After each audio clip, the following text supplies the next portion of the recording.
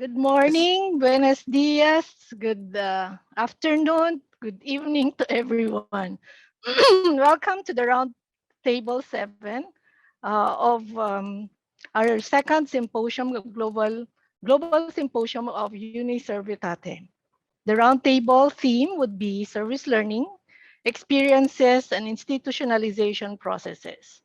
My name is Maria Paquita Bonet from De La Salle University, Manila, Philippines. I am part of the regional hub of service learning for Asia and Oceania. Okay, so we know that this will be an English and Portuguese presentation. So you can use the interpretation or the interpreter, world interpretation in your computer. No?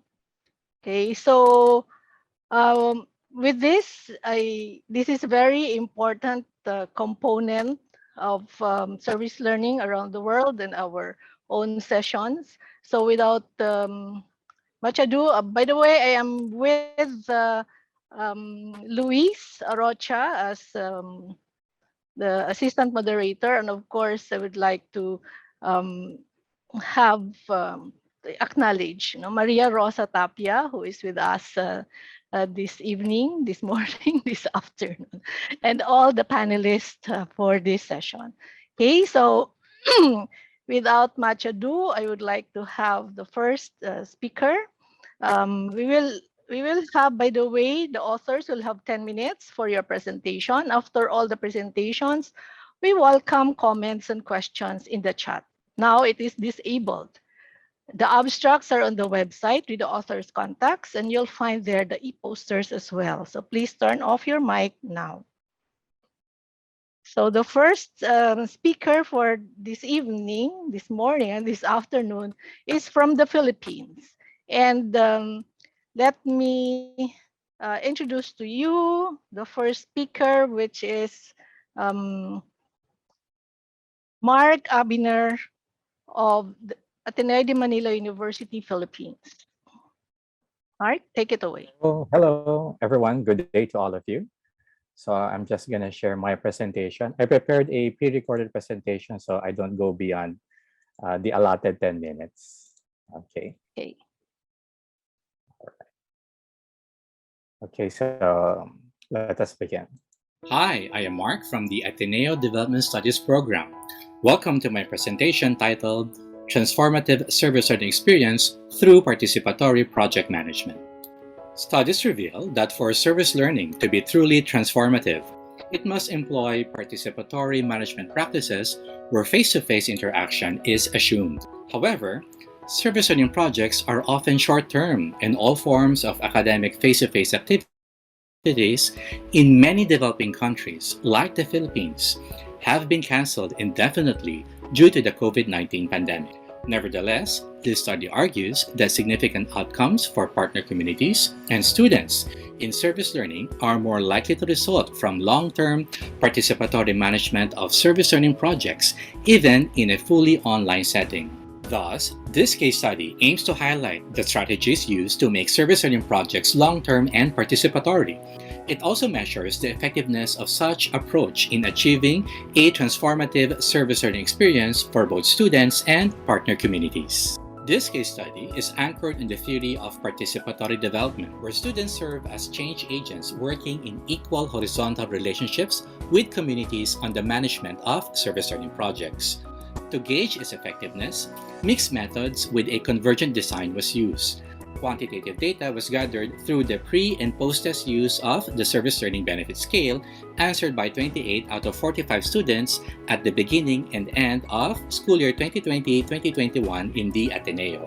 One key contact person from each of the 5 partner communities were also asked to answer the Community Impact Scale at the end of the year-long service learning engagement. On the other hand, qualitative data was gathered through process documentation, submitted reflections of the 45 students, and written and verbal feedback from key contact persons of partner communities. Descriptive statistics and paired samples t-test was used to analyze quantitative data, while thematic analysis was used to analyze qualitative data. Let us now go to the results of the study. The first semester of school year 2020-2021 in the Ateneo was divided into 2 quarters consisting of 8 weeks each. For the first quarter, the Development Studies students took a community development course where they have been divided into 6 project management teams. And the central focus of their service learning engagement with their respective partner communities were to define the needs, explore opportunities, analyze the project environment, and design alternatives for defining the service learning project in relation to empowerment strategies. Following the development project phases model of the project management for development professionals, this marked the project identification and definition phase. For the second quarter, the Development Studies students took a sustainable development course. It is during the second quarter that the same student teams, together with their respective partner communities, remotely developed the overall parameters of their service learning project in relation to sustainable development. In here, they also detailed the Service Learning Project Charter and Implementation Plan, and established the Service Learning Project Board, which serve as the decision-making body when it comes to the trajectory and the changes to be made in the service learning projects. Following the development project phases model of the project management for development professionals, this marked the project setup and planning phases. Finally, for the second semester of the same school year, the Development Studies students took a Development Project Management course, where the same student teams got to implement, monitor, and evaluate their respective service learning projects with their respective partner communities for the duration of 16 weeks.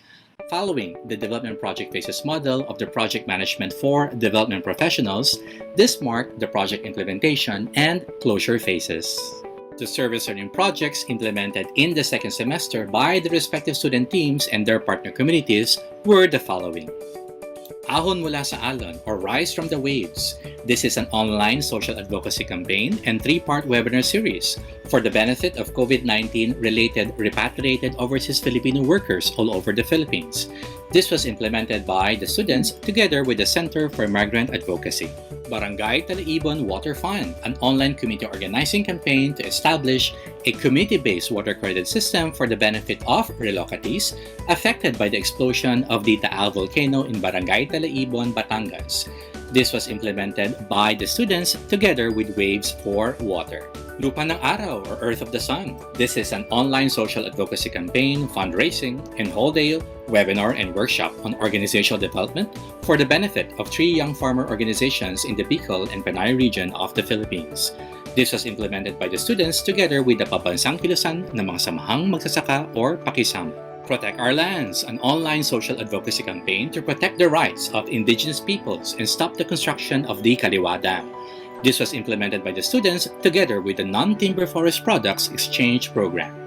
Sama-sama Laban sa Pandemya, or Collective Fight Against the Pandemic. This is an online COVID-19 awareness campaign and 5-part health webinar series for the benefit of community health volunteers in Caloocan communities. This was implemented by the students together with Gawad Kalinga Ateneo. Tubig para sa Pitpid, or Water for Pitpid. This is an online social advocacy campaign regarding water inequality and a mini fundraiser to construct a gravity-fed water system for the benefit of the Aita indigenous community in Sitio Pitpid, Porac, Pampanga. This was implemented by the students together with Waves for Water. When it came to the impact of the year-long service learning engagement on students, the pair samples t-test using the service learning benefit scales resulted in a moderate practical significant difference in the pre- and post-test scores of students when it came to their personal, professional, and civic-mindedness skills. There was no significant difference when it came to the growth of their interpersonal skills. Nevertheless, it must be noted that their interpersonal skills remained high before and after their year-long service learning engagement. Thus, allow me to read a reflection from a development studies student. I realized that strong development projects can be executed even during difficult times. Thus, I should not let seemingly large obstacles stop me from trying to make a positive impact. Further, I realized that real change does not usually happen from just one individual, but rather a group of individuals working together to make a positive change in the world. Lastly, through the feedback from the partner community, I became even more motivated to continue making these positive impacts. I will always remember this experience as the first long-term project where I realized my potential as a change maker. Ultimately, this is my first major step into becoming a socially responsible citizen of the world. However, qualitative results also reveal students unanimously felt that the reliance on remote and virtual engagements has brought them anxiety, feelings of uncertainty, and ultimately exhaustion. This is due to sporadic internet connectivity problems and issues on access to communication devices, which made it a struggle for both students and partner communities to effectively communicate with each other and exchange timely information. Thus, students yearn for the return of face-to-face engagements where they feel that they could be more effective in working together with their partner communities and effectively communicate with their team members. When it came to the impact on partner communities, descriptive analysis of the results of the Community Impact Scale revealed that the partner communities, through their key contact persons, reported that the year-long service learning engagement they had created an overall very positive experience on their part. Specifically, the service learning projects that they have worked together with the students brought very favorable impact in their respective community organizations in terms of acquired skills and competencies, motivation and commitments, personal growth and self-concept, and acquisition of knowledge. On the other hand, they also reported that the service learning projects brought a favorable impact in terms of social capital, organizational operations, and organizational resources. Allow me to read the feedback from a key contact person from a partner community regarding their year-long participatory service learning engagement with the development studies students. Our organization would like to extend our profuse gratitude for this fruitful and engaging partnership. Commendable work of the students, formators, and faculty members involved. This year-long setup is ideal for such partnerships. I recommend consideration of such long-term partnerships with other classes or courses in the Ateneo that have similar or related designs. This study concludes that in spite of the limitations imposed by the online setup, the year-long engagement that employs the use of participatory project management practices through the alignment of 3 online courses across 2 semesters has resulted in a transformative service learning experience for students and partner communities. However, it must be noted that the reliance on the online setup that does not address the digital and technological divide can hinder the fostering of deeper communication among students themselves and with their partner communities. Thank you for listening and watching my presentation. I look forward to your feedback and questions. All right. Thank you very much, Dr. Abiner. Now we go straight to the second presenter. Our second presenter is coming from Catholic University, Elstadt, Engelstad, Germany. And he will talk about the quality criteria and evaluation of German language area. And this is the network on social responsibility. Ladies and gentlemen, Ulrike Brock.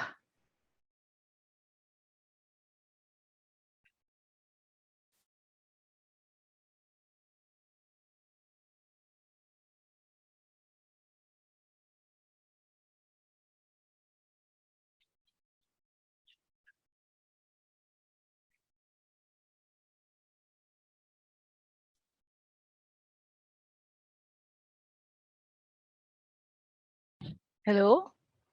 Ulrike, your mic is off. Okay. Yeah, I've can you just unmute mentioned that my yourself? mic is off. I'm so sorry. I've shared my screen and couldn't switch on. So let me start again. All right. So my name is Ulrike Brock. I'm from Eichstätt, Catholic University, Eichstätt-Ingolstadt, and there I'm in charge of the project management of the Central Eastern Europe and Middle East Uniservitate Hub at the university. And yeah, it's a great pleasure to introduce a measurement instrument we've developed with several colleagues in the whole German service learning network. So I'd like to introduce some quality criteria that we use to develop evaluation tool for service learning projects.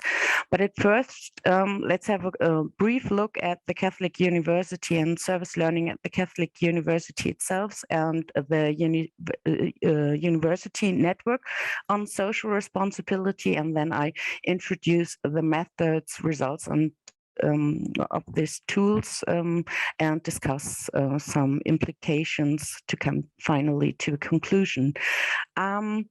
Yeah, let's have a look at service learning at the Catholic University of Ingolstadt. We actually have a kind of holistic view on research, teaching, and practice. That means that education is learning by studying and learning by creating at Catholic University. So the personal education is important aim of the education of students. So there is a connection between science education, economy, politics, and civil society as well, to create some social and educational innovation. And actually, we started in 2013 with several service learning projects by building networks in Germany. So the university network on social responsibility is one example for it. And then we started to creating structures at our university to implement service learning more and more at the Catholic University by creating by strategic anchoring of discoursive, interconnected, individual, and committed education in our KU mission statement for studies and teaching, the operationalization of service learning and this a vision of education started with the curricular anchoring, for example, with the Studium Pro program, and finally the possibility to take part in the Uniservitate project was a great possibility, or is a great possibility for the KU to optimize our service learning activities with the expertise of the whole network. And let's have a short brief look at the network we engaged in Germany. Sorry, Uli. Yeah? We're not seeing any presentation. If that's if you have any visual support, we're not seeing it. You can't see my presentation? No. Okay. No.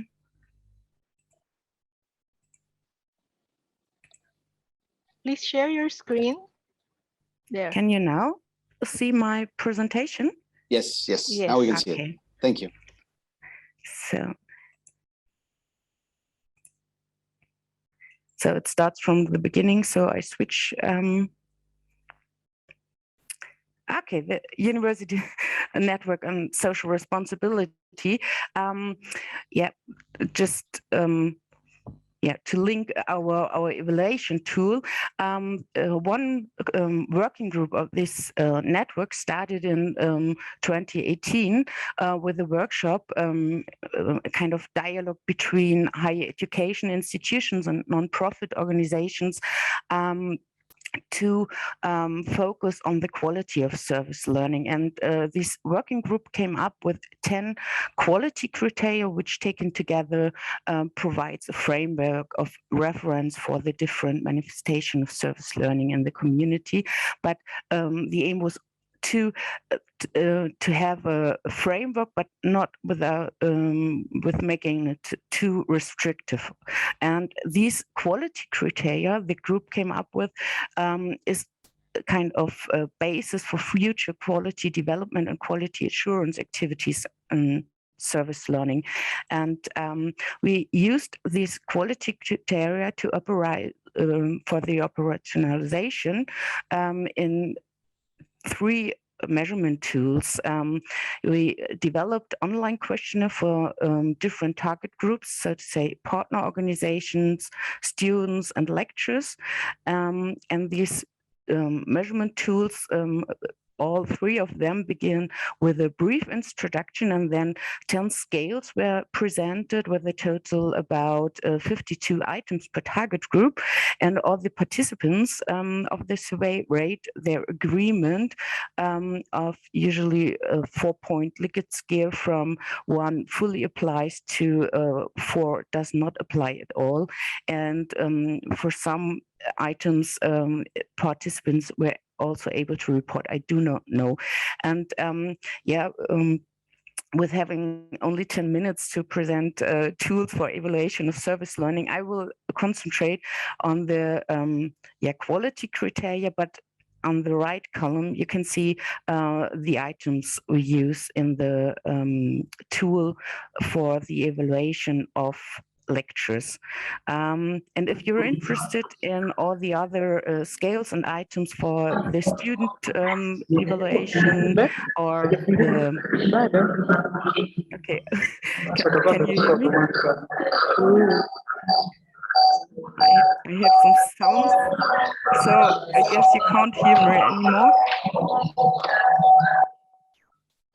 Okay. If you're interested to get more information about the survey, the questionnaire for students or partners, feel free to contact me, and I will send the full paper to this presentation to you to have a look on. Let's have a look on the quality criteria. We had operationalization of social need. It's the first criteria. That means projects and measures arise out of a real social problem and challenges and aim to provide the individual, a group, or society at large with a specific benefit.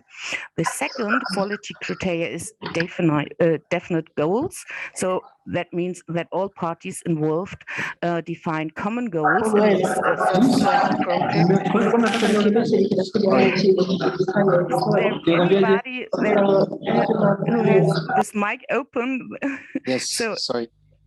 Yes, Nianjige, sorry. Please make sure your mic is silenced during the presentation. Thank you.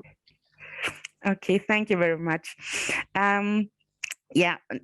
I think defined goals is quite clear. For example, the project had clearly defined goals, or the project goals were defined together with the partner organizations, are example for this. And the next quality criteria, service learning, is part of the study program. So that service learning is integrated into degree courses in terms of structure and content, and it's linked to the learning objectives of the degree course in the specific discipline. And we do measure the skill acquisition by students regarding personal, social, technical, and professional skills in connection with the content and didactic structure chosen by the teaching staff and the non-profit organization. Further, one important criteria is learning in a foreign environment. That means that students go out of university and take action in environment outside the university, mostly in the partner organization, for example. The cooperation of the participants are important to assess. So it's a further quality criteria for us.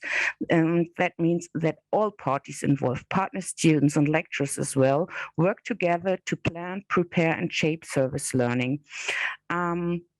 And of course, the reflection and the supervision of students is important. So we ask lecturers, for example, as part of the service learning experience, students were provided with opportunities, incentives, and space for reflection, or we asked if students received information prior to start of the project that prepared them for their service learning experiences. And we asked for the possibilities to get some reflective information.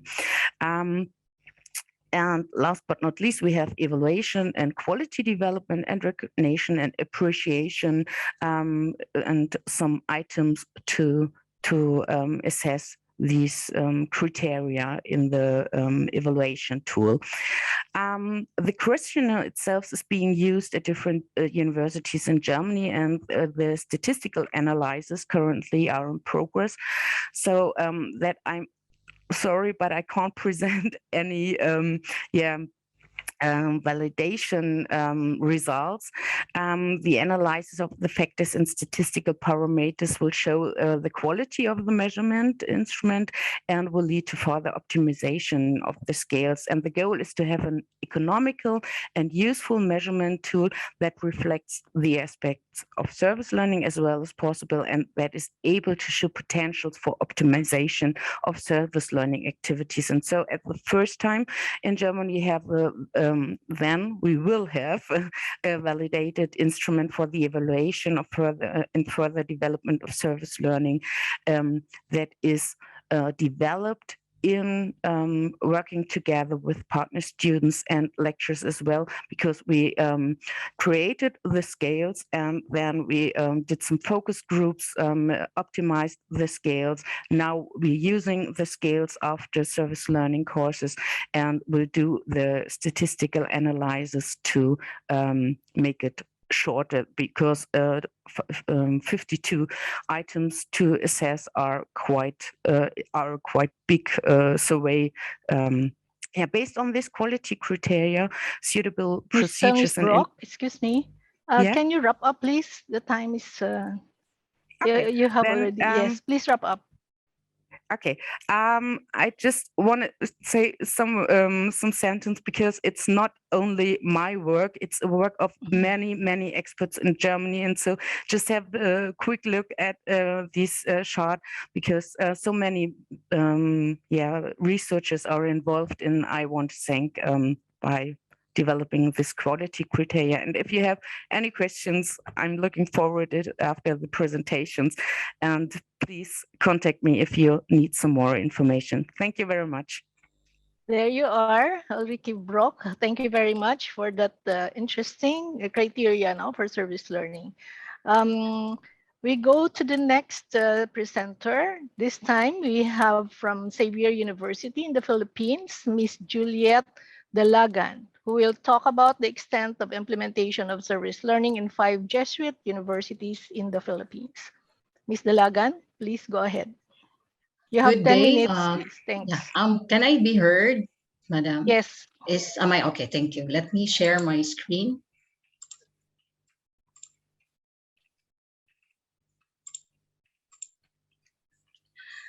Advocacy for service learning has grown over the years.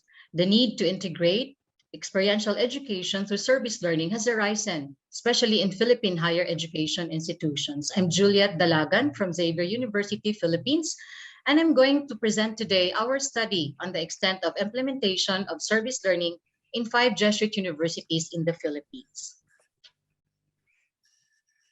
Jesuit values, principles, and Ignatian pedagogy are integral parts of the Jesuit education. Throughout the nearly 500-year commitment to quality education, Jesuit institutions have the ability to carefully choose and evaluate pedagogical techniques. Jesuit universities continue its tradition of educational excellence by further integrating service learning into the university curriculum as a pedagogical tool. Service learning is found to be consistent and aligned with Ignatian spirituality and the Jesuit mission. Philippine higher education institutions are making attempts to integrate SL in the curriculum, and they're generally focused on education, general health, and socioeconomic well-being and livelihood. Mandated by the Philippine government, the National Service Training Program, or NSTP, which was promulgated through a Republic Act, and implemented in 2002, is considered to be an experiential learning course that enhances civic consciousness and defense preparedness among college students. But there is a limited research done to investigate the extent of institutionalization of SL in the Philippines. Thus, the main focus of this research is to describe the extent of implementation of SL among the 5 Jesuit universities in the Philippines using Foucault's self-assessment tool focusing on the dimension of institutional support. Qualitative research study, we use this qualitative research study, utilize the multiple case method to discover the extent of implementation of SL. 3 of these universities, Jesuit universities, are located in the southern part of the Philippines, 1 in the northern part and 1 in the national capital region. Each university conducted their own focus group discussions and key informant interviews among selected students, alumni, community members, faculty members, and administrators. Guide questions for the FGD and KII were provided based on Fourcault's assessment instrument. Data collected from each university were compiled, examined, and analyzed for similarities and differences in the SL implementation based on the 5th dimension of Fourcault, which is institutional support for SL. Universities involved in the study were coded A to E. The research teams per institution assessed their university stage or level of institutional support for SL. Table 1 showed the different stages of the 5 universities. Findings revealed that out of the 5 institutions, only 1 university, University E, was found to be in the level of sustained institutionalization, which is stage 3, in all the components of institutional support for SL. All the other 4 universities are in the quality building stage, which is stage 2. Looking into the components of institutional support, according to Fourcault, let's look at the first component, which is coordinating entity. This refers to an institution's committee or center that is primarily concerned in providing assistance in the execution, promotion, and institutionalization of SL. According to Bringle and Hatcher, having a centralized office that provides technical and logistical support is an important aspect of institutional infrastructure. KII and FGD revealed that each university has already set up an office or center that takes care of SL. In the area of policy-making entity, this component refers to the institution's policy-making body that affirms SL as a significant educational goal for the campus. This entity develops and implements the SL policies. 4 of the institutions identify their universities in the sustained institutionalization stage, stage 3. The unit that serves as policy-making body differs from one university to another. For example, University E has the Office of the Vice President for Academics as its policy-making body, while University C has the Office of the Vice President for Social Development as its policy-making body. The universities, through its policy-making body, had created significant guidelines and policies that greatly impact SL, like teaching, deload, and reimbursement policies. One university reported that even if there is no standard policy yet during the interview, the university is seriously considering to craft SL policies. This component is very essential because a well-defined organizational structure for SL implementation with policies and guidelines will facilitate the pedagogy's dissemination and stabilization. In the area of funding, this component will determine the university's full commitment to SL. 3 universities assess themselves to be in stage 3. There is a clear budget allocation for SL as they indicated. 2 universities are in stage 2, and University D reported that although the university has included a social involvement fee, but this budget was not sufficient. In the area of staffing, this refers to a suitable number of permanent staff members who understand and advocate SL so that they can forward the advancement and institutionalization of SL on campus. Staff in a centralized office helps in designing periodic strategic planning, conversations about SL in various forms, assistance to faculty, and scholarship on SL. Each of these functions is essential to support the other faculty members who are interested in developing SL course. University E and C have full-time staff who devote time to coordinate and manage the implementation of SL. On the other hand, University A has formators, but their work is not fully focused on SL. University D and B lack staff who work full-time for SL. In the area of administrative support, this component refers to the institution's administrative leaders who believe in SL as a pedagogy and fully support it. They actively promote SL as a visible and important part of the university. In this component, 3 universities are in stage 2 and 2 are in the stage 3. The administrators are invested to make service learning a significant part of the university by conducting consultation, believing in its pedagogy, and encouraging faculty. This shows a strong foundational commitment that SL is essential to the university's mission and vision. This provides an anchor to sustain SL program. The last component is evaluation and assessment. This component refers to mechanisms which are in place to promote the evaluation and assessment of the number and quality of SL taking place in the university. This will address issues on how sufficient, thorough, and comprehensive these mechanisms are.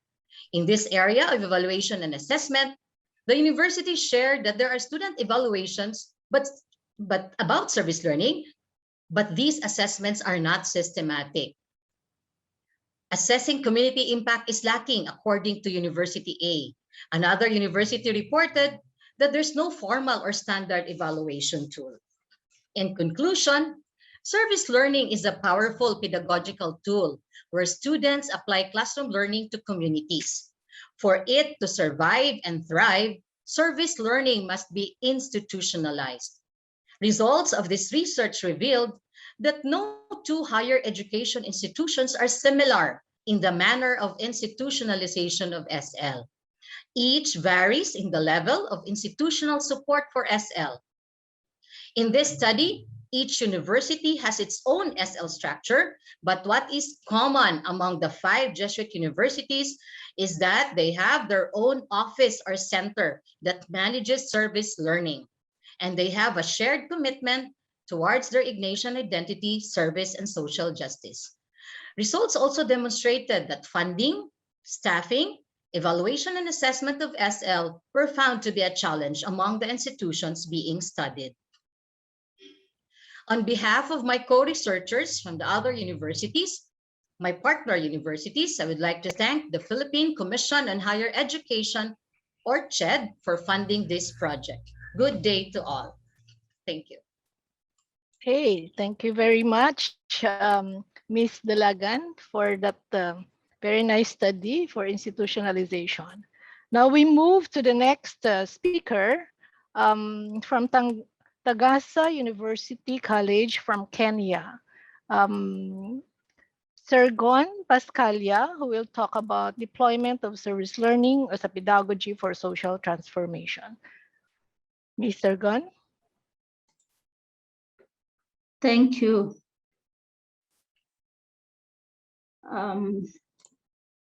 Welcome. So I have the pleasure to present to you our study on deployment of service learning as a pedagogy for social transformation.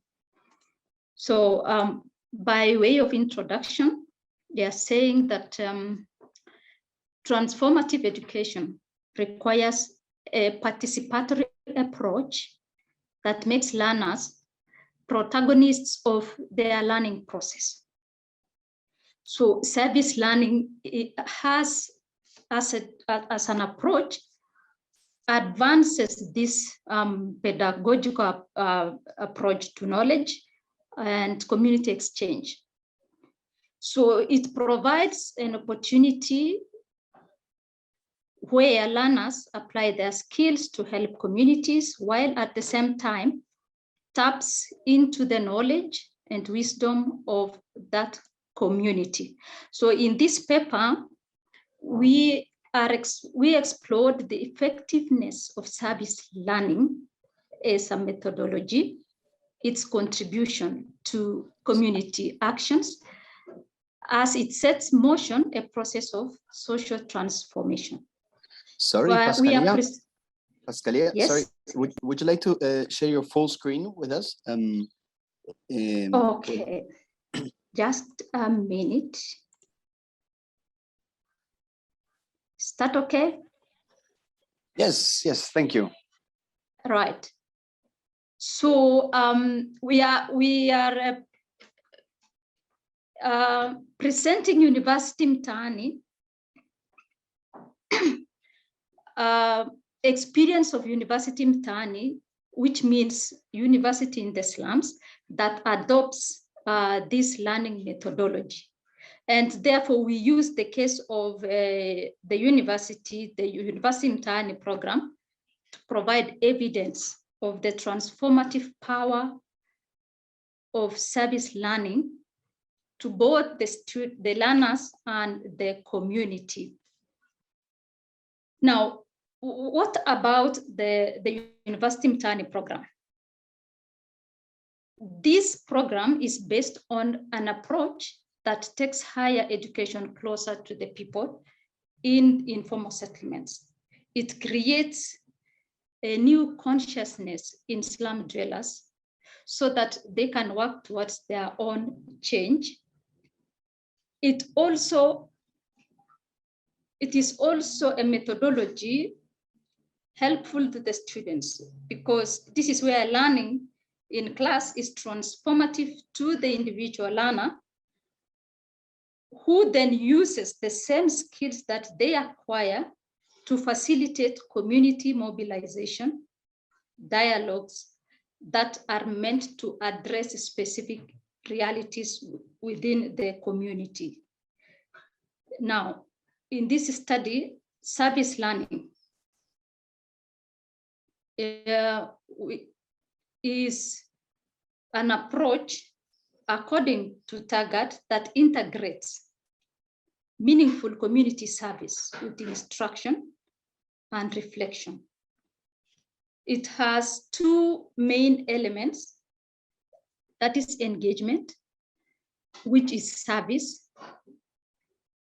and the second element is learning, which arises from the reflection on that engagement with the community. Service learning, therefore, links concrete experience to the abstract ideas. This approach uses 4 connected key elements, that is preparation, action, reflection, and celebration, otherwise called the circle of praxis. Now, the circle of praxis is a pedagogy that leads learners to a shared journey of self-reflection, critical analysis, planning, action for social transformation. So these 4 steps then enable learners to question and dialogue on moral, ethical, and social issues within society. It facilitates awakening of learners' critical conscience that leads to social transformation. And social transformation then becomes an outcome of people developing new consciousness that make them agents, or make them agents of change, a change with positive significance. So transformation, therefore, through education requires an innovative approach that totally departs from classroom learning characterized by passive memorization of factors to a participatory approach that makes learners and community protagonists of the learning process and their own development agenda. In this study, we used community-based participatory impact assessment, where data was collected through interviews, focus group discussions, historical documents, and audio recordings. And the site of this study was the catchment area of University Mtaani, and basically informal settlements in Nairobi, Kenya. These include Huruma, Mathare, Umoja, Kariobangi, Dandora, Gorokosho, Kayole, and Kibra. Therefore, our findings we are presenting these findings on two levels. First, the level of impact of service learning on students. One is we observe development and practical use of dialogue skills. Two, facilitation and communication skills that students or learners use in engaging the communities. We also see change in students' attitude. For example, learners thinking or assuming that they know and the community don't.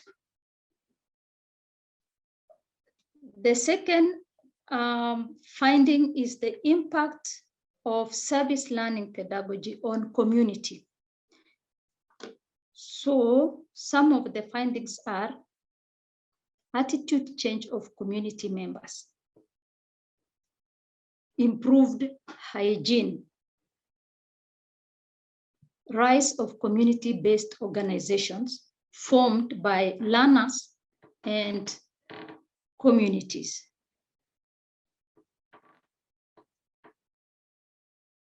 Reduction of the dependency syndrome, especially within the community setting.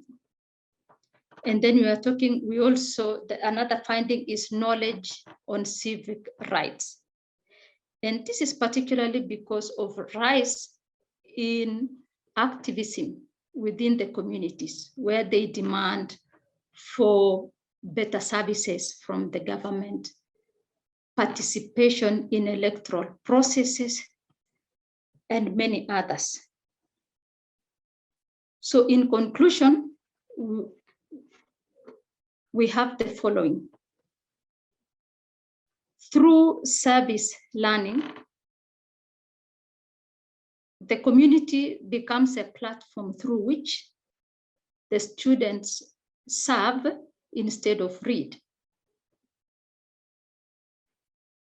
Service learning creates a sense of social responsibility in the students or learners. Now, the pedagogy of service learning shifts the university culture from traditional teaching pedagogies, and therefore the university role then becomes that of a catalyst for unlocking community potentials and also student or learners' potentials.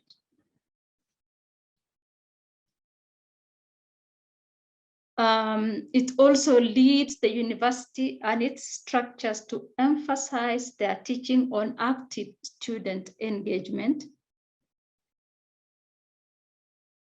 Another conclusion is that service learning creates a dynamic, interactive relation between the university and students and community. Finally, there is impact.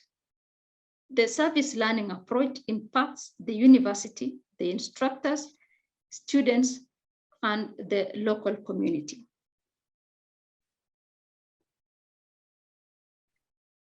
That is the end of my presentation, and thank you very much. All right, thank you very much, Mr. Gon. That was a very good study for you. Now, can we go straight to the fifth presenter? Our next presenter is Ms. Constancia Festas from the Universidade Católica Portuguesa, Porto, Portugal. Okay, Ms. Festas, go ahead, please. You have 10 minutes. Muito obrigada. Thank you.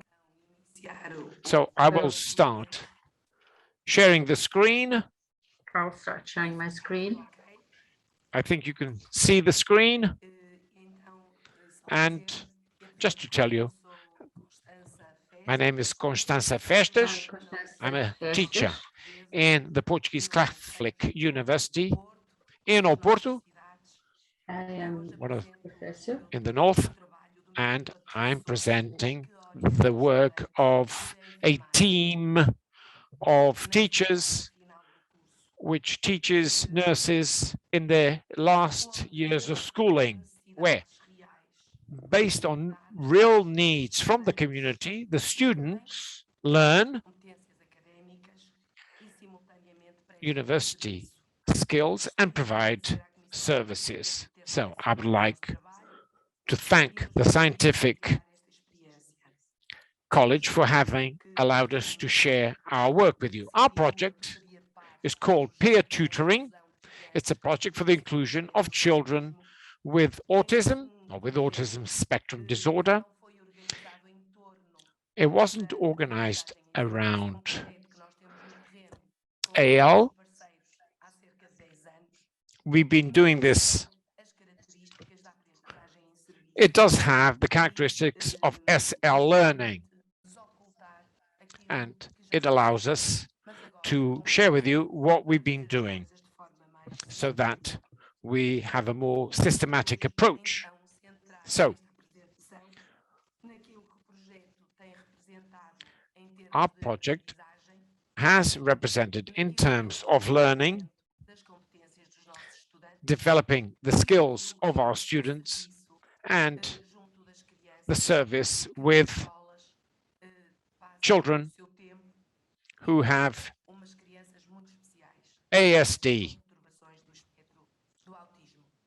I will say the autism spectrum disorder as ASD to make your life easier. Anyway, now nursing in Portugal follows European guidelines, and our nursing course lasts for 4 years, 240 credits, and you get a degree in nursing. Of these 240 credits, 120 credits is work done with the community in hospitals or with people in the community. And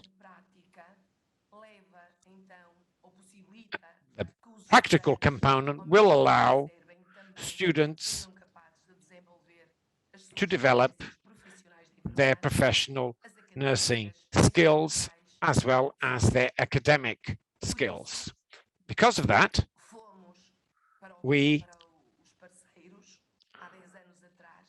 10 years ago reached out to our partners, to schools, which get people from high school, and then we started to work with the community, with children with ASD. They are inside the school, but they need special attention. And we built a project for inclusion of these children with ASD, with all who were in the school. Falando daquilo que é o impacto Speaking now about the impact of the service,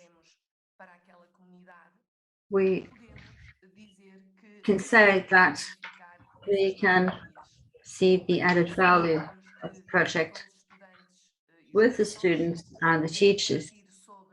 We reflected on the concepts of autism and what the inclusive school means, and everybody's obligations, so that these children can attend schools. Inclusive schools is an important concept, and all educational systems should advocate this kind of school, a school for everyone. These are the guidelines for our country. The more recent laws evoke this right for all children to be able to attend school and be integrated as a whole. We also had to define the concept of tutorship, and we said it is a cooperative model where children can support each other in processes of engagement. Thus, it became possible to develop with our students, nursing students, in normal schools, a way of intervening. Our students, our nursing students, did an early diagnosis of the needs, and they presented a model. The model is, do you want to be a tutor to all children attending the school? So people would be a tutor of a child who had an ASD. And in view of this will of the children who have no disorders wanting to be tutors, specific strategies would be designed so as to make it possible for this relationship to be developed. The strategy is very simple. This student would play with the child who had ASD during the breaks. They would be together, and this was explained to everybody. And in this way, we were able to achieve involvement and relationships, a peer-to-peer relationship. These are the so-called normal children who played with children who have ASD. Our students thus became involved in this process in annual cycles of intervention, where the various groups continued the proposals of the previous group. So at the beginning of each school year, a session was held to explain what the project was. The tutorship project was in one of the rooms of the school. A presentation was made where it was explained what it means to be a tutor. The entire educational community, the children with special needs were introduced to the entire school community, and then the challenge was put to all other students: would you like to play during the breaks with these children? And a survey was conducted, that is, a card was given out for them to say yes or no. Thus, the nursing students drew up a map of tutors. Os tutores levavam crachá. Tutors were given a badge. They would look for the child in the school who has ASD, and they would play together over the breaks in a structured and organized way by the nursing students. At the end of this process,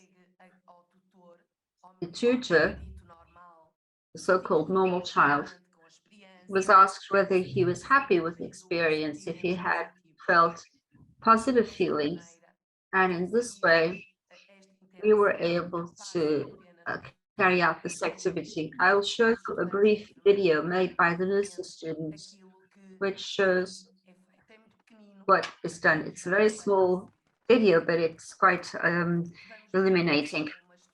We will see Anna, the student. The logotype was made by the students.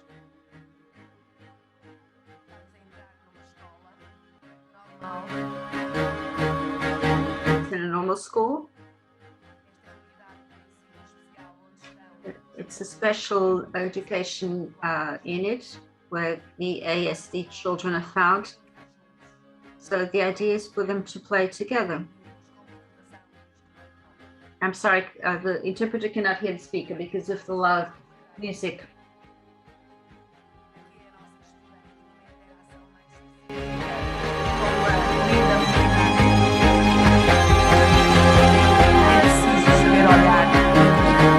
Desculpe, Constança.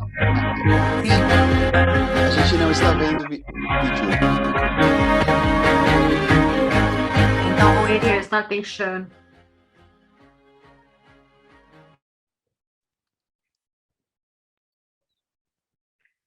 Acho que a gente estava escutando a música, mas Are you We were just starting the hearing the video? music, but nothing else. I will try to share the video again. eu vou tentar de novo, senão você pode deixar o link pra gente? Sim, sim, sim. Try again, otherwise you just send us the link. Estão escutando e vendo? Can you hear and see? Não? No? We can hear you, but we cannot hear the video. Ok.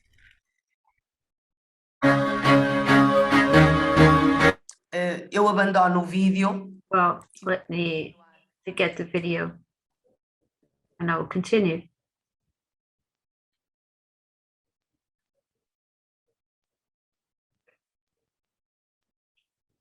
Desculpem I'm sorry esta falha técnica. for this technical glitch.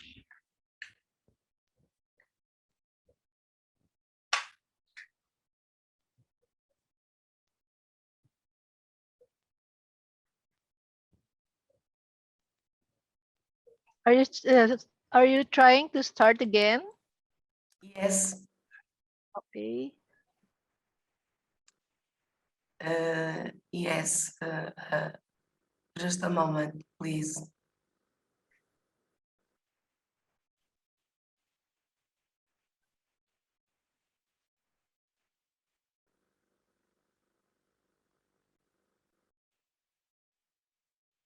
Sorry.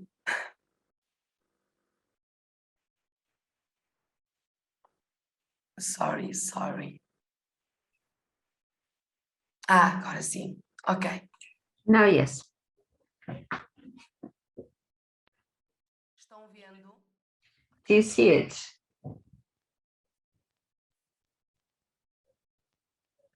Can you see it?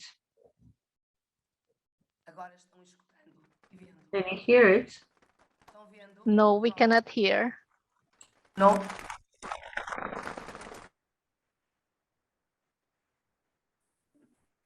If you have downloaded the video in your local system, you may directly play that rather than going from the PPT. That will help you to present it. Então vou continuar sem I will vídeo. continue without video. Okay, go ahead, And then please. I'll send you the links. The Okay, link. that's better. So the video showed the interaction of a group of students in a school. Que desenvolvemos então ao This longo project that we carried out across 3 years enabled fostering this contact with children with ASD. When we began the project,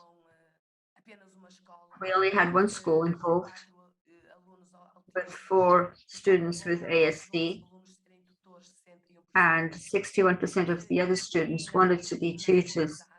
And currently, we have 3 schools involving many more children, 24 children with ASD, and students are still engaged in this project. So the impact of this service, ASD students showed well-being, joy, and interaction. The other students who have not got ASD, because of the dynamics established, could acknowledge the difference, develop a spirit of mutual help and friendship among everybody. And for the entire community, teachers and all, there was a greater level of acceptance, respect, and solidarity. Finally, for the nursing students, they were able to develop academic skills, instrumental skills, interpersonal skills, professional skills. And the project also fostered and led them to develop competencies related to citizenship, respecting different, solidarity, and humanity. They became more complete people with more hands, hearts, and minds. In this way, I'd like to leave you this final message from the viewpoint of inclusion, coping with difference with students who have ASD. It's a challenge for everybody. The peer tutorship project is an added value for the school communities. bringing to light that a lot has to be done for society to be more inclusive. Nursing students were able to develop not only generic and professional competencies, but also they interacted with the entire school community, and they worked together with the most vulnerable members, becoming human beings that are more aware and sensitive as regards differences. Thank you very much, and I'm sorry about the technical problems. All right, thank you very much. It was interesting, no, that we will have, when you have inclusion in service learning, a lot of things can happen and can learn. Students can learn a lot. Now, moving on, our next presenter is Miss Daniela Monteiro from Universidade Católica Portuguese, Braga, Portugal. Online service learning, the implementation challenges in an ERPI during pandemic context. The ERPI would be residential structure for the elderly. You have 10 minutes, ma'am, to do that, to present your case. Go ahead, please. Muito obrigada. Thank you so much. We are from the Catholic University in Braga, Portugal, the Faculty of Philosophy and Social Sciences. This work is carried out by myself and my colleague Catarina Vieira da Silva, and we are dealing with service learning, online service learning, which was mandatory over the past months. But now we have more data on the subject because we are implementing the project as we speak as part of a curricular unit of social service. So, making a brief introduction of our understanding of service learning.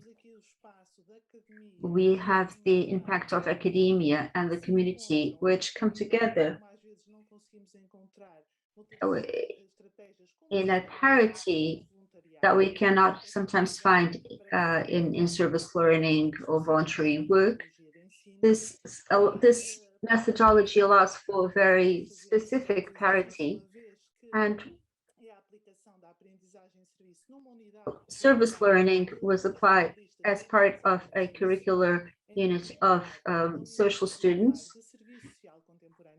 in contemporary social service 3. We wanted to see what service could be provided to the community. This curricular unit deals with subjects like sustainable development,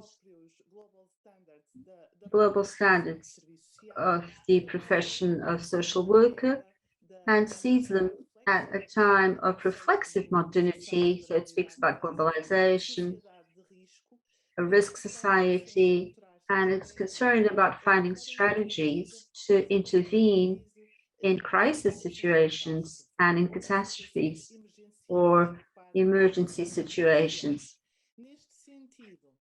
Therefore, although this was not desirable, we are living through it in the community. We are living through the pandemic in the community. And if the community and if the social consequences of the pandemic exist in the various groups that can be more vulnerable, we wanted to look for those who currently are the greater at-risk groups, the most vulnerable groups. And among them, we find a complex context, which is that of the elderly who are institutionalized. Therapy, which in Portuguese stands for residential structures for the elderly, the homes for the elderly. And it was this target audience that, in order to be protected from outbreaks of COVID, they were very much alone. It weren't possible. It was impossible for family members or friends to visit them. So these were very severe cases of solitude. The project is being implemented now, but when we spoke with institutions and then we picked one, we saw that there isn't yet sufficient opening of these institutions because they are fearful to have strangers come in. And so it's difficult for us to do the service learning with the students that are available to work on this project. And we have 20 such students. So aware of this reality of having to have service learning not in person, which we would like to have, we believed, and this is what I'm preparing, that the preparation stage was really important. It's now ongoing, but as part of the basic stages of service learning, preparation, execution and assessment preparation is crucial for the success of this operation. I apologize because I'm one slide ahead. As part of the objectives,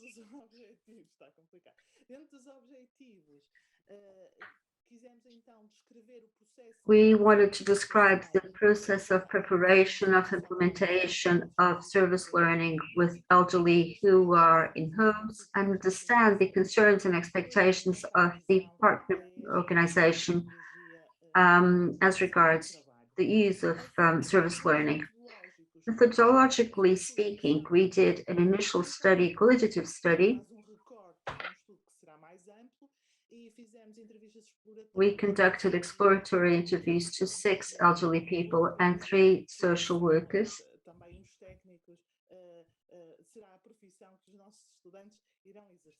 Which is the profession that our students are training for. As part of the outcomes of implementing service learning online, this is nothing new. This has been applied for a long time.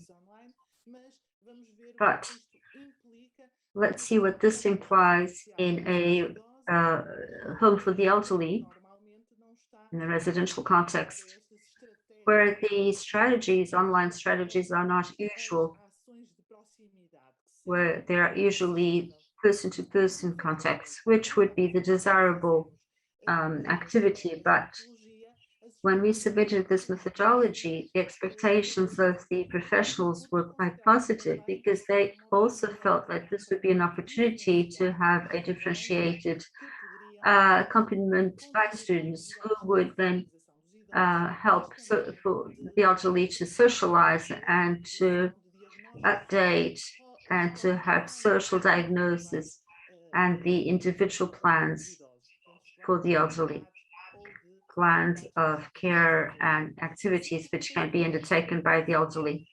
As I said, in this pandemic context, although we preferred person-to-person contacts, we felt that online activities would be the best solution, which has pros and cons. The professionals had to face the fact that they had to interact with the elderly with protective equipment material. And these equipments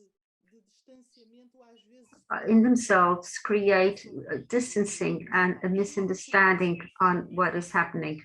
The protective equipment that is used by people has hinders the communication between the people. And this means that online work is valid because you can actually see people's faces and see the expression on their faces. So sometimes it is better for families to interact with the elderly by means of mobile devices like a smartphone and video calls than to have person-to-person contacts where there would be a pane of glass between the elderly and the family members, which would be very frustrating because of the physical barrier. that the glass represented, the pane of glass represented.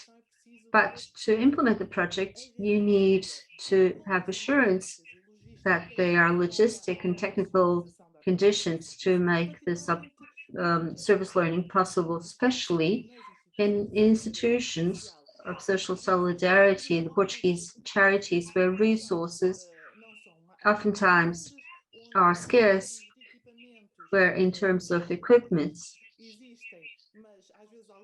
they are limited in number and often obsolete, where Wi-Fi connections are poor, and the organizations had to transition to a digital transition. So these conditions are of the essence, otherwise you can't do the project. And the organization had to avail itself of these equipment and these instruments, in as much as it was entering this online project with the elderly, so that they would not be as isolated as happened with so many elderly that were in institutions. We see some opening up now, but it's still limited, and we never know what's coming next.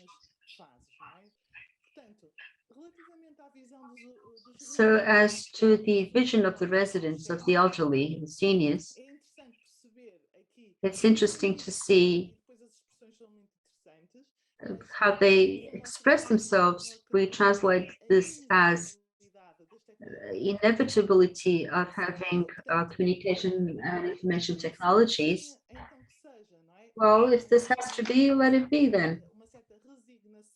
There's a certain resignation in their discourse, but also some enthusiasm, because it's still a window of opportunity for the elderly. Many of them resist. In the past, they weren't very much concerned by these technologies, but changes happen even in the way in which they think about these technologies. It was a window of opportunity to be able to have relations with their family members, to learn some digital skills, some, of course, but they're still important in view of the population, which is oftentimes distant from everything. It's a very heterogeneous group. You have young elderly people and you have very old elderly people. And there are differences as regards their digital competencies. One point to be considered is their interest for online activities. To begin with, because they were able to experiment them, and secondly, because they believe that this time can be a time of quality, be it in more individualized activities. They know that they will be heard. Socialization activities and creating links, social connections to people that they didn't know before sometimes, and the opportunity to develop new activities, which is something that we emphasize. These new activities listed here are the result of an exercise of creativity, which the students have to commit to. And because it's different to have online interactions, you have to think in a different way. You have to have a much more careful planning. You have to have more structured meetings. That's the idea we got after conducting this study. Also, it must be borne in mind at the preparation stage, which is so important. It's very demanding for online activities, because we believe that we want to protect the elderly, we want to increase socialization, but it's not the ideal tool, but it's the tool we have available, and which requires us It requires students to train their digital competencies for the future, for social intervention in the future. It's opening us up to new paths, and it's also a contribution to bring together our publics which usually haven't got these competencies. They now are Miss drawn closer Montero. to this new movement. Thank you so much. Right. All right. Thank you very much for that presentation. We're just trying to manage the time, right? Now we move to the next presenter from Brazil, no? Miss Nicola Endrian from the Universidad do Estado de Bahia e Catedras Escolas. Miss Adrian, please take it away. You have 10 minutes. Thank you very much.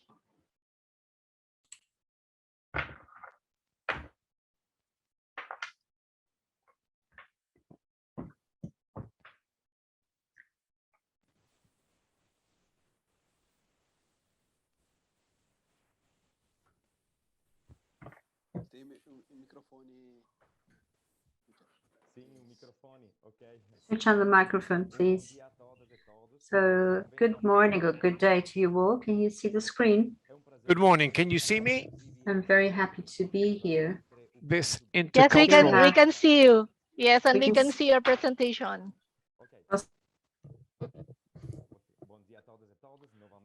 Good morning. A very good morning. My name is Nicola Andrian. I'm a researcher of from the Bahia State University, and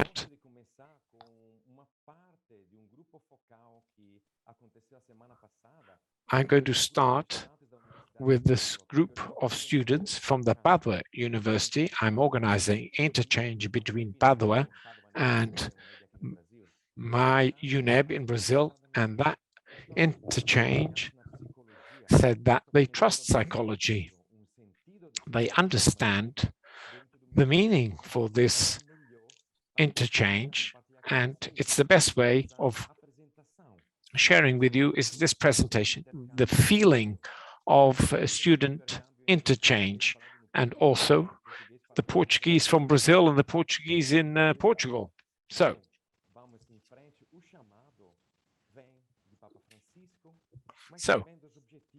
Pope Francis spoke in the Global Educational Pact in 2019, we need to work for a new generation. So we have to share with you a study and a proposal through cooperation between human sciences department in my university and a program which is part of the International Pontifice Association and a Italian university and the global solidarity learning. The first part is based in deepening education in a institutionalized way, the base of contextualizing education. So the effort has to be adapted to the environment, the specific environment, which goes against the modern ideas of universality. So we concentrate on the first cyber meeting held last year with 112 participants from 18 countries, an incredible experience which brought important conclusions based on a participant who said the problem today in this dialogue between global and local is to define the environment, the context. Reality gets mixed up between local and global. And then the ideas that we have about global, so global or local. And we can find by the ResearchGate at the end of 350 articles talking about international service learning, 49 articles on global service learning, and only one on global service learning. So we started to think about working on this this service learning, local. So we want to establish links between the two dimensions, but also the links and the global dimension and local dimension. That's my proposal. Cuidado entre o diálogo e antidiálogo. Dialogue between human beings is the pronunciation of the world, and a vertical dialogue is extremely important. And you compare that with horizontal dialogue. So this is a critical approach to our proposal. And the challenges. The challenges is mobility of students to develop time for meeting.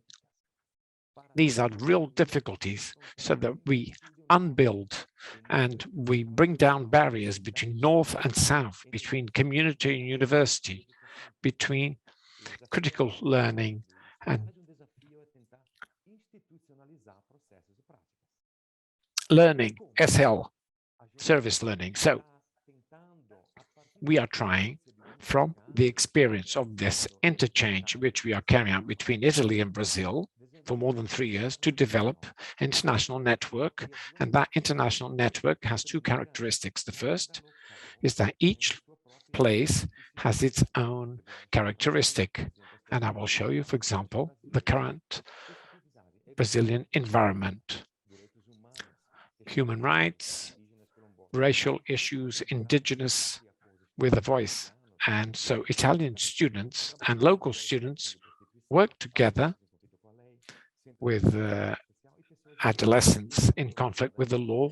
And Daniela Monteiro, maybe we can create a dialogue. In Italy, it's different. It's integrating with migrants. And we now have in the network schools from Chile, and that will have special characteristics. And this international network is based on relations between the universities, which have different rankings. So universities, for different reasons, do not have the possibility of being ranked because they are in the peripheral areas of the world. So these links between universities in different places in the world with different rankings. So we have a plan to improve student mobility from different environments. We work online a lot, but now in Brazil, we have 5 students from Italy.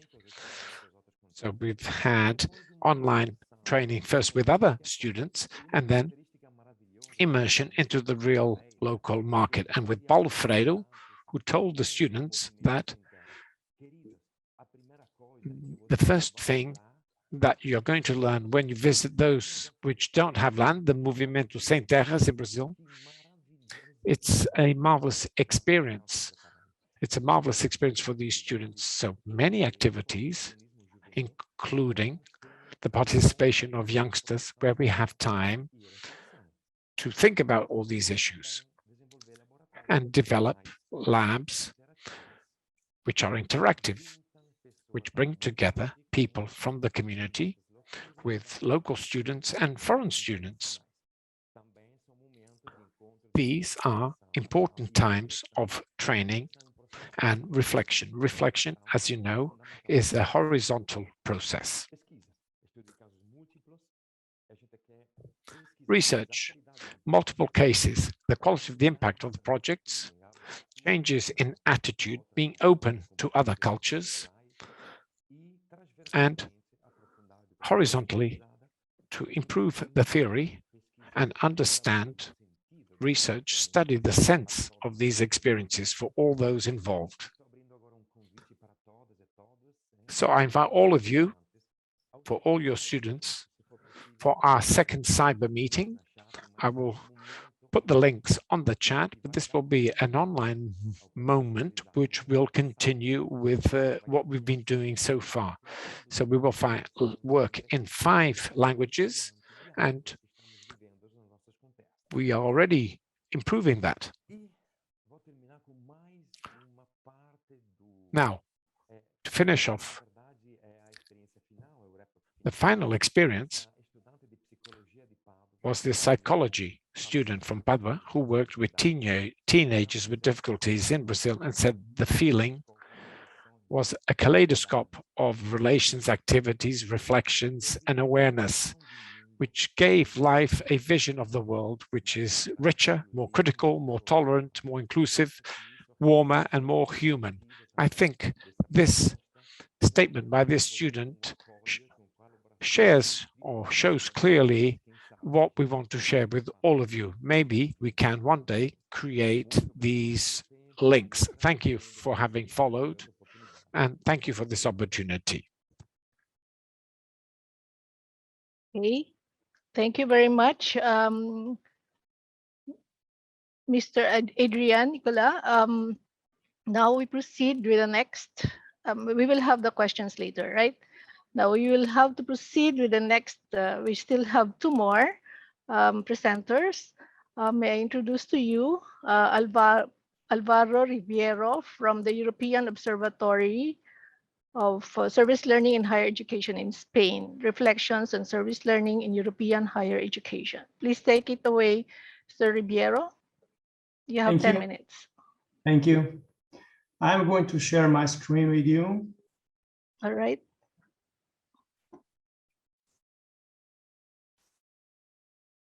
Can you see it? Yes. Yes. So now. Can you put that in presentation mode? Yes.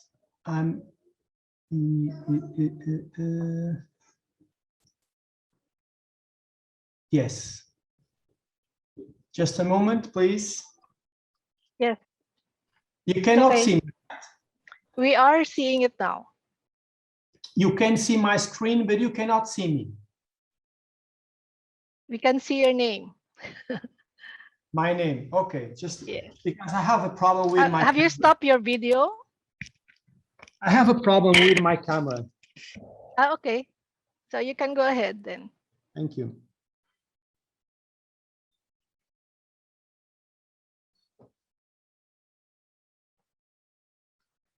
Dear all, thank you for having us. The title of our presentation is Reflections on Service Learning in European Higher Education. These are reflections regarding issues such as the contribution of service learning to the development of a culture of political and civic literacy within higher education, and issues such as the response of service learning to European Union policy, to the third mission of higher education institutions towards engagement with broader societal issues. From January 2020 to September 2021, the association collected more than 100 service learning experiences from 20 different European countries. Those experiences took place between 2017 and 2021. And the number of final beneficiaries was more than 100,000 people, and almost 8,000 students took part in the experiences. Most of the respondents were academic staff who were in charge of the experiences. The respondents act on behalf of institutions that mostly were universities, more public than private. Universities run their projects based on partnerships established mostly with non-profit organizations. These partnerships aimed at reducing inequalities, improve quality education, good health, and well-being. A content analysis was made of the experiences and the summaries collected by the association. And for each induced word, the corresponding induced word was listed. New particular elements were isolated, originating a regrouping of the previous inductive words, and the inductive words were not removed, and new ones were not added, as sometimes served as a unit to understand messages, themes, meanings, and objects, or referents present in the summaries. With the data and information obtained, it was interpreted in the most plausible and possible way in terms of what may or might be considered transformative. The most mentioned inducing words were development, responsibility, and problem resolution. No mention of liberation and transformation. Around 60% of the respondents addressed service learning issues in the form of development. This number is markedly higher than that verified with responsibility, which was addressed on 23% of the projects. Service learning projects are being designed and implemented, focusing most of the time on the development of personal, social, and professional student skills. These skills are to be learned through education by engaging students as community servers. As for professional skills, European service learning projects have been developing communication, teamwork, creativity, good working relationships, and mutual agreement. In terms of personal skills, service learning projects have been promoting empathy, solidarity, a climate of respect and coexistence, and civic commitment. Professional skills channel their development towards entrepreneurial and innovative approaches. And most of these approaches have to do with solutions for the circular economy, new strategies, practices, and policies, organizing agreed activities and group work. In terms of the soft skills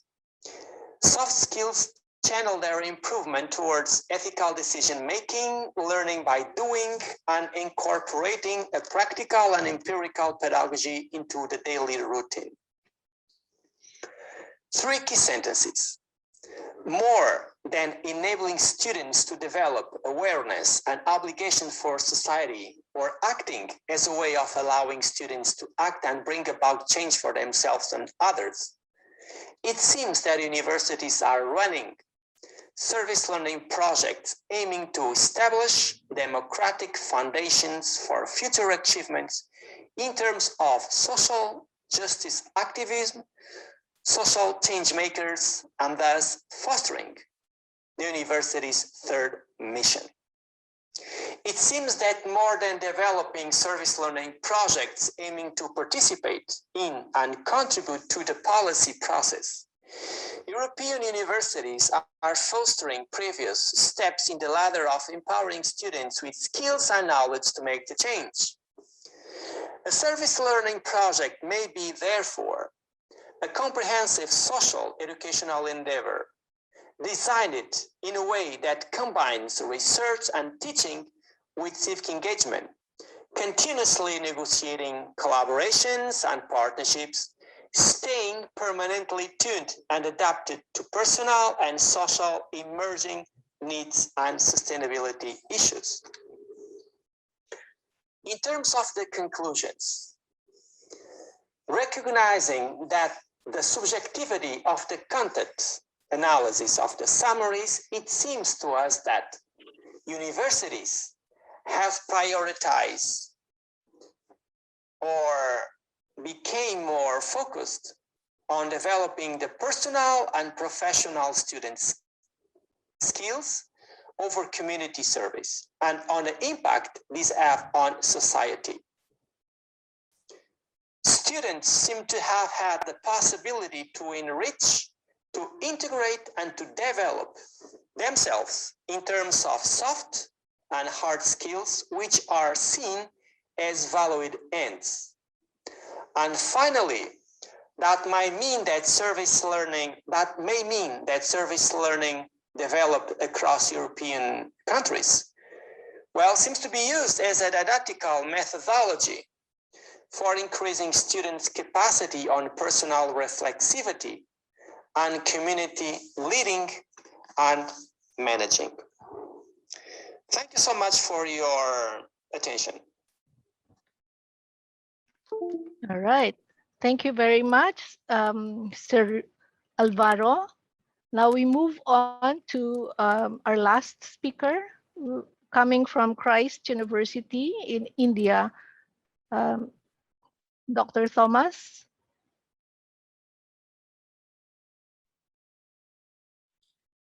Am I visible and audible? Yes, we can see you now. Yeah. All right. I just share my screen. All right. My screen is visible to you? Yes. Yeah. You can go ahead. Fine, I'll just adjust it sideways. Yeah, greetings of the day. I am Jyoti Thomas from Department of Computer Science and Engineering in Christ University. It is in Bangalore and India. So it was very nice to see all the presentations.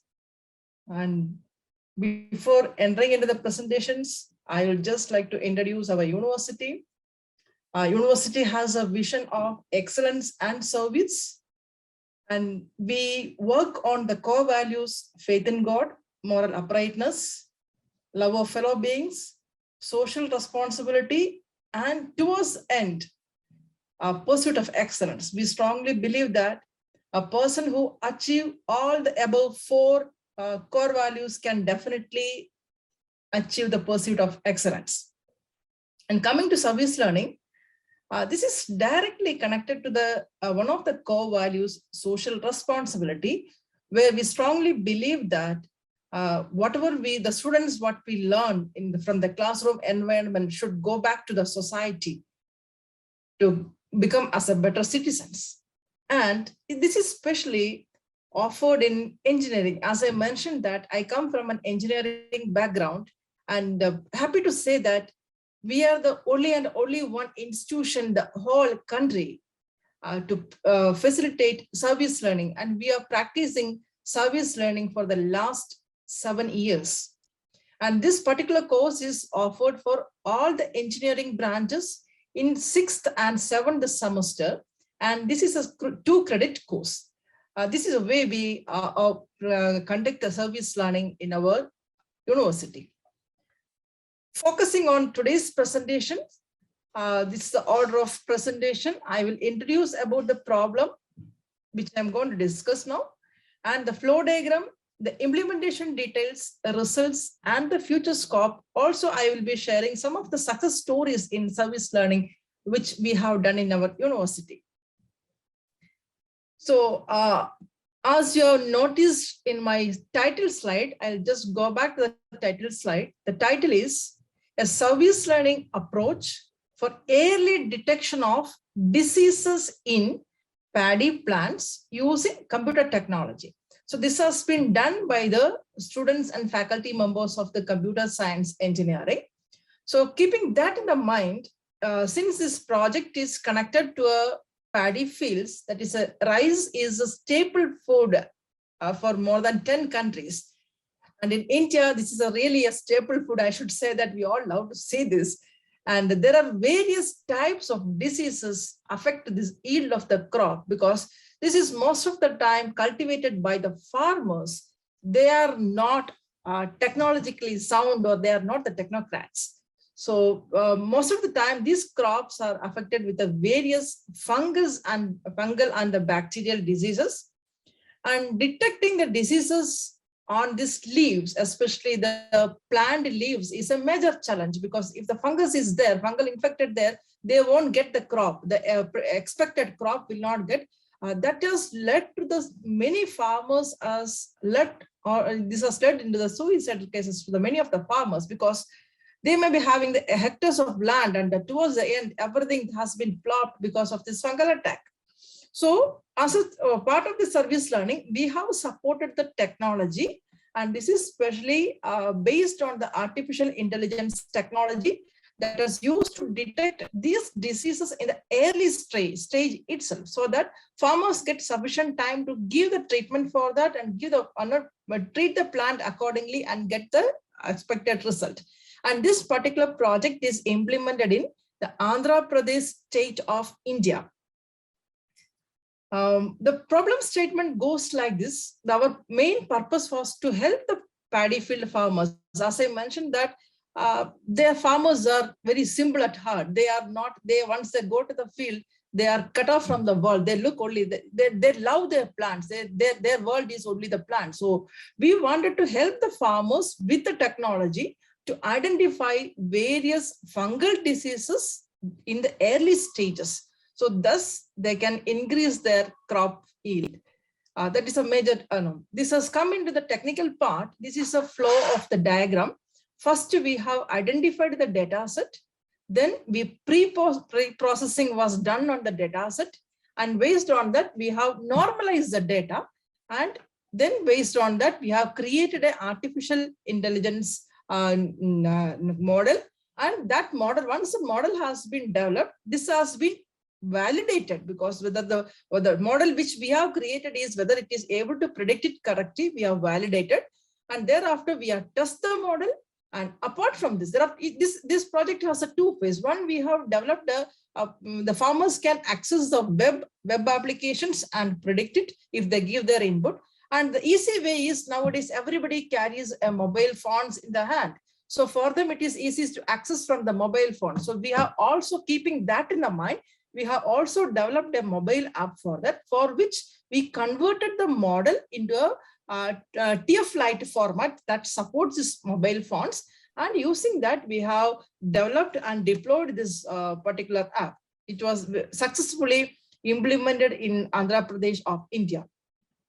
So this is the implementation details. For the data set, we have taken 2,800 images of these plants, where the plants are having the various diseases.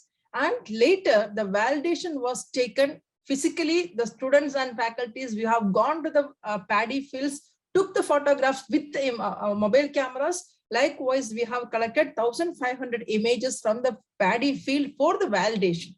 And we have also done the pre-processing. All these image resolutions, when we use the camera, we get a high resolutions images that has been, by using the pre-processing method, it has been reduced it.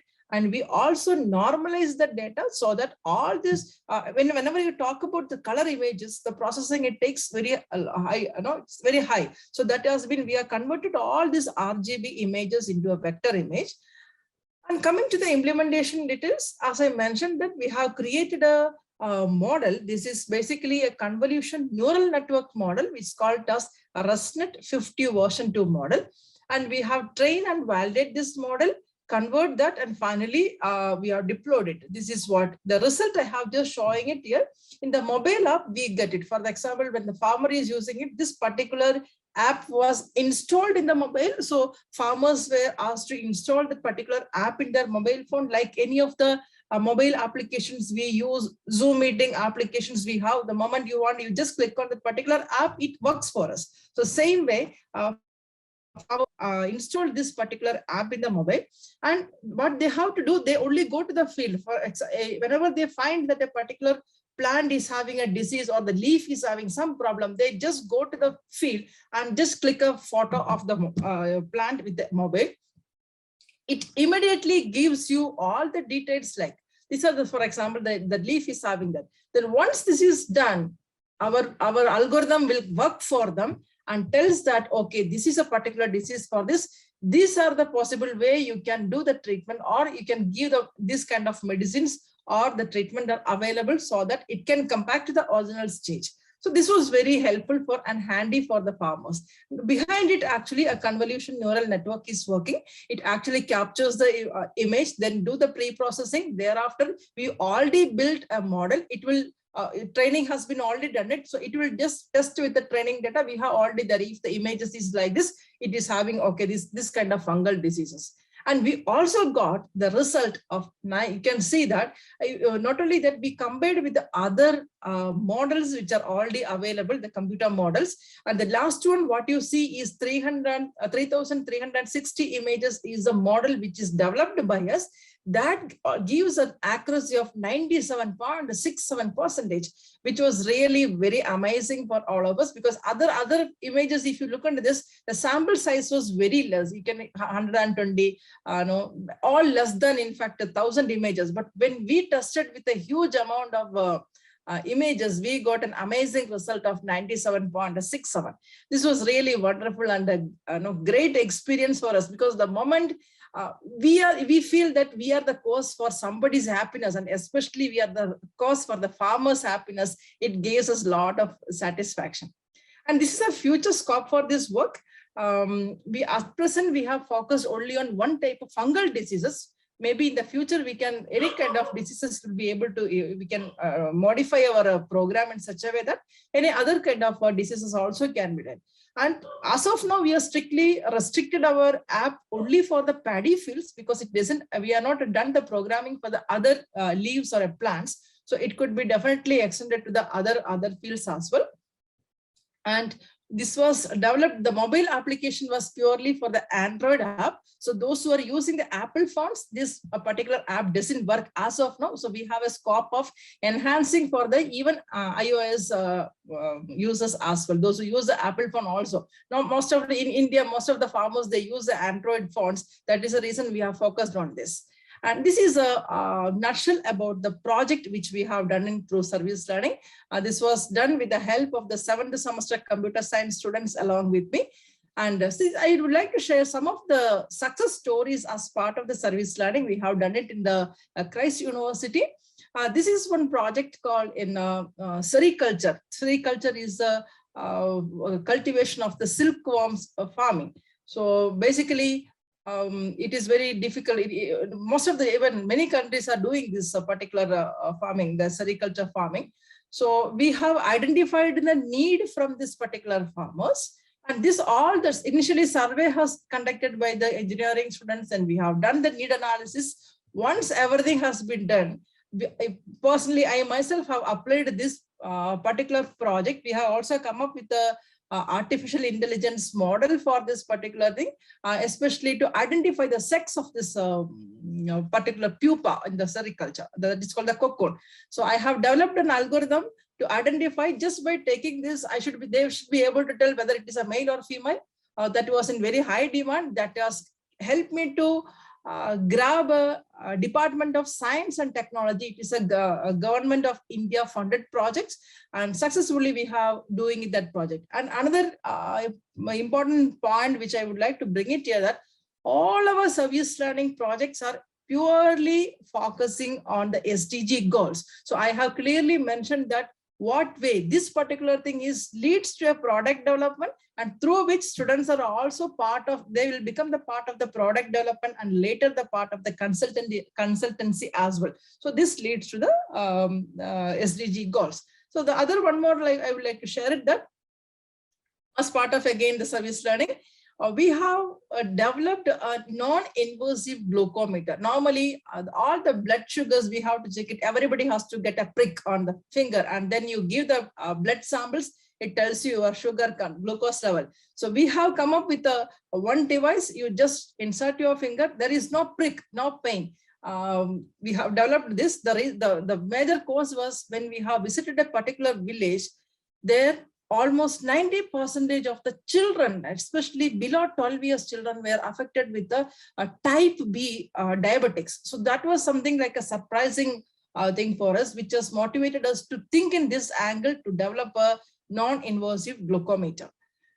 And Dr. Thomas, can you please wrap up now? Thank you. Yes, done. I have done just only 1 minute. These are some of the major highlights of the project which we have done it in Christ University. And this is our service learning evaluation pattern.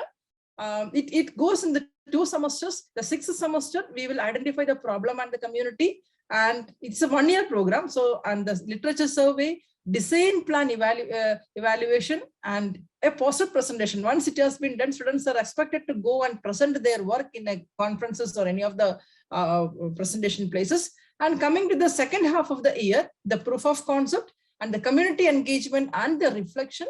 Then they will come for the deployment, and finally we will wind up with the project presentation, and every team is tied up with the next batch. So we make sure that the projects what we are doing as sustainability is maintained there. So that way we are doing the service learning in our university. That's all from my end.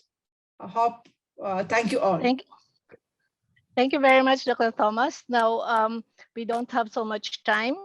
Can you just take out first your presentation? I'll just share my screen. We don't have time for questions anymore. The papers were interesting. All right, just I want to, can I share my screen? Yeah, I will stop sharing. Okay. Fine. Okay, just to summarize the session tonight, we have the following,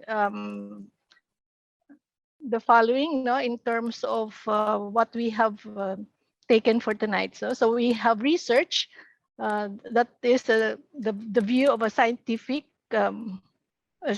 eyes using the teaching pedagogy. No? So we need to have this experiential learning, assessment, and evaluation.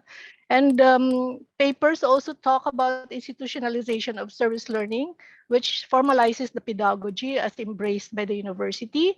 There is a need for multi-stakeholders management and in the operationalization of SL.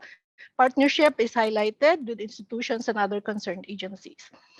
Service learning also as a cultural platform for total development of student development, and inclusion of special population in service learning develops personal and interpersonal relationship with the other personal and professional skills, focusing on solidarity, humanity, empathy, social responsibility, and civic commitments. Also in service learning entails local and global dimensions, which um,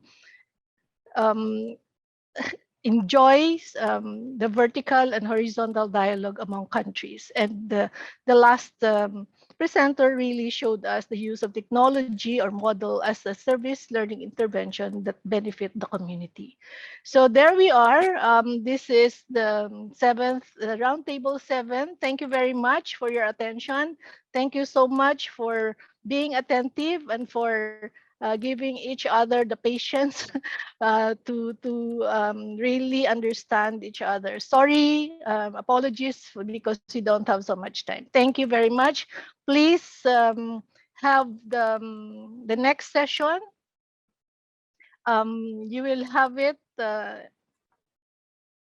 think you have it in your invitations. So we come to an end. Good night for Philippines. Good morning to the other parts of the world, or good afternoon. Bye.